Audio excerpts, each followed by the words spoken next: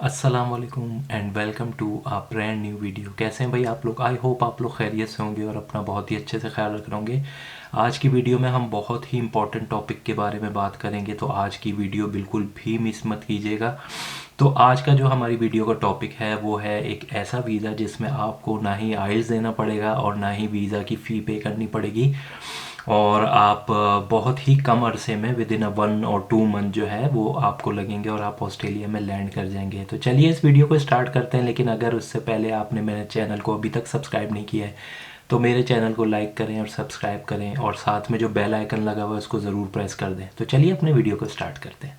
वैसे तो मेरे अगर आप प्रीवियस व्लॉग्स देखें तो मैंने ज़्यादातर जो है वीज़ा 189 और 90 के बारे में बात की है, जो कि परमानेंट रेजिडेंट वीज़ा कहलाते हैं। लेकिन आज जिस वीज़ा के बारे में मैं आपसे बात करूँगा वो है वीज़ा 482, या जिसको हम टेम्प्रेरी स्किल शॉर्टेज वीज़ा भी कहते हैं। जैसे कि नाम से ही पता चल रहा है ऑफ कोर्स कि ये टेम्प्रेरी वीज़ा है, और इसके अंदर जो है वो लोग अप्लाई कर सकते हैं कि जिनकी जो स्किल्स हैं उनकी यहाँ ऑस्ट्रेलिया में शॉर्टेज है। और आपको पता ही है कि जो भी जैसे कि 189 और 190 वीज़ा है और ये 482 ऑफ कोर्स, तो इसकी जो बेस है वो वही है, एक जो स्किल्ड ऑक्यूपेशनल लिस्ट है उसकी बेस के ऊपर ऑस्ट्रेलिया जो है ये वीज़े इशू करता है या एलोकेट कर दी जाती हैं। इतनी वैकेंसीज़ या पोजीशन या वीज़ाज़ जितने भी हैं ये हर साल के लिए चेंज होती रहती है, और based upon the skill shortage के यहाँ पे किस चीज़ की ज़्यादा शॉर्टेज है। तो जाहिर सी बात है, जैसे कि आपको नाम से पता चल रहा है, अगर आपकी स्किल्स ऐसी हैं जो जिनकी डिमांड यहाँ ऑस्ट्रेलिया में है और अभी इसकी स्किल शॉर्टेज है, तो आप इस वीज़े के लिए ज़रूर अप्लाई कीजिए। अच्छा, इसकी बेसिक एलिजिबिलिटी क्या है वो मैं आपको बता देता हूँ। आपको जो है जो यहाँ पे स्पॉन्सर होना चाहिए वो अप्रूव्ड होना चाहिए, किससे? और जो इमिग्रेशन डिपार्टमेंट है वो, जाहिर सी बात है कोई भी एम्प्लॉयर होगा तो वो पहली चीज़ तो आपके जहन में ये आएगी कि वो क्यों पाकिस्तान से स्किल आपको क्यों स्पॉन्सर करेगा। तो उसकी मेन वजह फिर वहीं घूम फिर के आ जाती है कि ऐसी स्किल्स जिनकी यहाँ पे शॉर्टेज है और यहाँ पे रिसोर्सेज नहीं है, तो जाहिर सी बात है फिर इनको लोग चाहिए होते हैं। तो इसलिए स्पॉन्सर जो हैं वो इनकी जो नॉमिनेटेड स्कीम है इमिग्रेशन की उसमें अपने आप को रजिस्टर्ड कराते हैं, और फिर एक वो पूरा प्रोसेस है वो आपको हम आगे चल के बताएंगे। तो फिर आप उसमें फिर जो एम्प्लॉयर हैं वो आपको ऑफ़र करते हैं, और फिर आप आगे चल के मैं आपको बताता हूँ कि आपको वीज़ा किस तरह ग्रांट होता है। तो पहली चीज़ तो ये हो गई कि आपको स्पॉन्सर आना चाहिए जो कि अप्रूव्ड स्पॉन्सर है या एम्प्लॉयर है उससे। दूसरी चीज़, आपके पास जो है राइट स्किल्स होनी चाहिए, क्योंकि जैसे आपने देखा ही है, मैं आपको बता भी रहा हूँ कि ये वीज़ा जो है स्किल शॉर्टेज वीज़ा है, तो आपके पास राइट स्किल्स होनी चाहिए ताकि आप ऑस्ट्रेलिया में वो जॉब परफॉर्म कर सकें। अच्छा, इंग्लिश की रिक्वायरमेंट बड़ी बेसिक सी है, उसमें मैं आपको आगे चल के बताता हूँ कि आपको आइल्स देने की ऐसा ज़रूरत नहीं है, और अगर आपको देना भी पड़ता है तो 4.5 का है, जो कि बहुत ही मिनिमम है, बग़ैर किसी प्रिपरेशन के आ जाता है।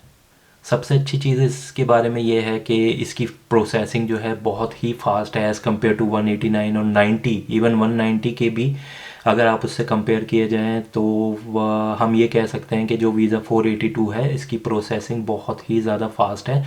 तो मैं आपको बताता चलूँ, जो 25% है जो इनकी वेबसाइट पे भी मौजूद है, जो 25% ऑफ एप्लीकेशन है वो विद इन 31 डेज़ के अंदर फाइनलाइज हो जाती हैं। 50% जो एप्लीकेशन है वो 43 डेज़ आप रख लें, और 75% जो है 70 डेज़ के अंदर हो जाती हैं। लेकिन 90% जो आपकी एप्लीकेशन है वो 5 मंथ्स के अंदर अप्रूव या फाइनल हो जाती हैं। और अगर हम वीज़ा 190 से देखें तो उसमें 6 to 8 मंथ्स लगते हैं, लेकिन ये जो मैक्सिमम है 90% एप्लीकेशन आपकी 5 मंथ्स में अप्रूव्ड हो जाती हैं या फाइनलाइज हो जाती हैं।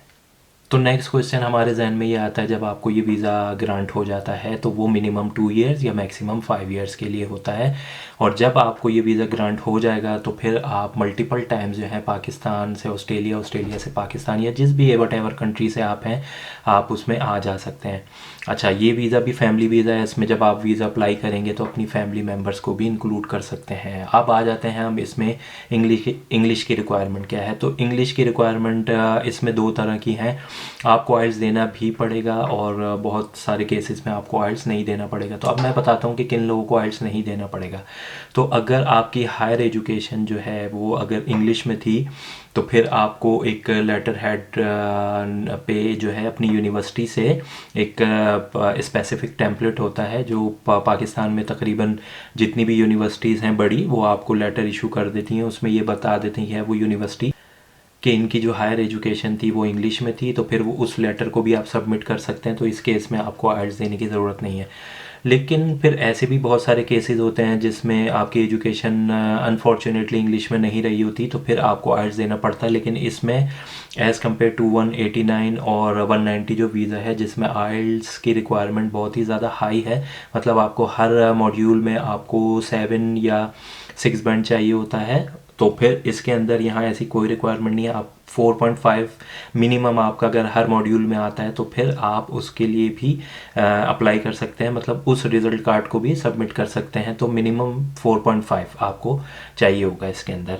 तो ये इंग्लिश की रिक्वायरमेंट आ गई। अब जो सबसे अच्छी चीज़ इस वीज़ा के बारे में वो ये है कि आपको इसकी कोई वीज़ा फ़ी नहीं पे करनी। जी हाँ, मैं सच कह रहा हूँ, आपको इस वीज़ा के लिए कोई भी फ़ी पे करनी नहीं पड़ती। जो भी स्पॉन्सर है वो आपकी फ़ी पे करता है।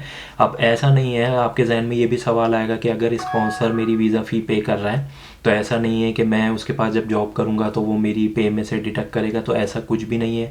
ये उनकी वेबसाइट पे, इसका लिंक मैं डिस्क्रिप्शन में डाल दूँगा, आप पूरी डिटेल्स देख सकते हैं। उसमें साफ साफ लिखा हुआ है कि एम्प्लॉयर आपसे कोई भी पेनी भी चार्ज नहीं करेगा, अगर करेगा तो वो इलीगल होगी। तो एक इसका सबसे बड़ा एडवांटेज तो ये है कि आपको आइल्स का मैंने बताया, आपको वीज़ा फ़ी कोई पे नहीं करनी। हाँ, टिकट तो आपको खुद ही कराना पड़ेगा, जाहिर सी बात है। अच्छा, दूसरी चीज़ थोड़ी सी इसमें डिसएडवांटेज कह लें, वो ये है कि आपको उसी एम्प्लॉयर के पास 3 साल के लिए वर्क करना पड़ेगा। जी हाँ, आपको सेम एम्प्लॉयर जिसने आपको वीज़ा अप्लाई किया है उसके पास आपको 3 इयर्स के लिए वर्क करना पड़ेगा।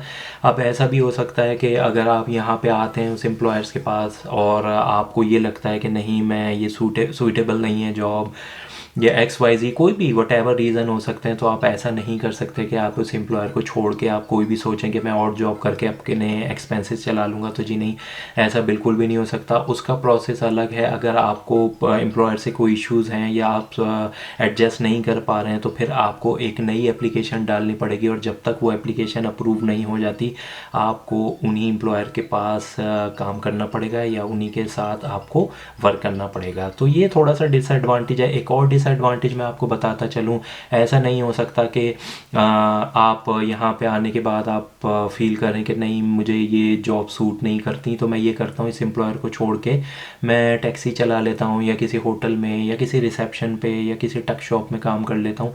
तो ऐसा बिल्कुल नहीं है। उस केस में ये होगा, आपका वीज़ा भी कैंसिल हो सकता है और आप परमानेंट रेजिडेंसी के लिए भी अप्लाई नहीं कर सकते। तो ये था हमारी आज की छोटी सी वीडियो। आई होप आपको पसंद आई होगी। अगर आपको पसंद आई है तो मेरे चैनल को लाइक करें। तो फिर मिलते हैं अगली किसी वीडियो में किसी अच्छी सी इन्फॉर्मेशन के साथ। जब तक के लिए मुझे इजाज़त दीजिए। अपना बहुत सारा ख्याल रखिएगा। अल्लाह हाफिज़।